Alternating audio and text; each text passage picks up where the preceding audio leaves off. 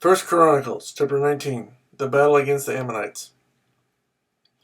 In the course of time, Nahash, king of the Ammonites, died, and his son succeeded him as king. David thought, I will show kindness to Hanun, son of Nahash, because his father showed kindness to me. So David sent a delegation to express his sympathy to Hanun concerning his father. When David's men came to Hanun in the land of the Ammonites to express sympathy to him, the Ammonite nobles said to Hanun, do you think David is honoring your father by sending men to you to express sympathy? Haven't his men come to you to explore and spy out the country and overthrow it? So Hanun seized David's men, shaved them, cut off their garments in the middle at the buttocks, and sent them away. When someone came and told David about the men, he sent messengers to meet them, for they were greatly humiliated.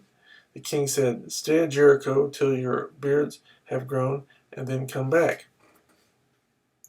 When the Ammonites realized that they had become a stench in David's nostrils, Hanun and the Ammonites sent 1,000 talents of silver to hire chariots and charioteers from Aram Naharaim, Aram Maacah, and Zobah.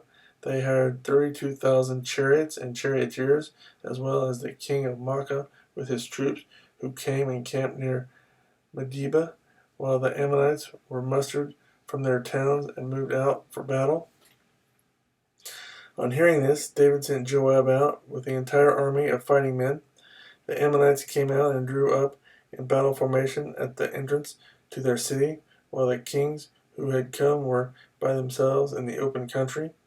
Joab saw that there were battle lines in front of him and behind him, so he selected some of the best troops in Israel and deployed them against the Arameans. He put the rest of the men under the command of Abishai, his brother, and they were deployed against the Ammonites. Joab said, if the Arameans are too strong for me, then you are to rescue me. But if the Ammonites are too strong for you, then I will rescue you. Be strong and let us fight bravely for our people and the cities of our God.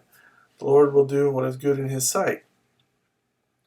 Then Joab and the troops with him advanced to fight the Arameans, and they fled before him. When the Ammonites saw that the Arameans were fleeing, they too fled before his brother Abishai and went inside the city. So Joab went back to Jerusalem.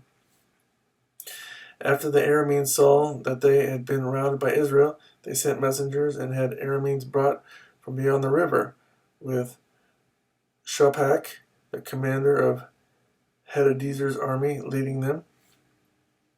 When David was told of this, he gathered all Israel and crossed the Jordan. He advanced against them and formed his battle lines opposite them. David formed his lines to meet the Arameans in battle, and they fought against him, but they fled before Israel, and David killed 7,000 of their charioteers and 40,000 of their foot soldiers. He also killed Shophak, the commander of their army.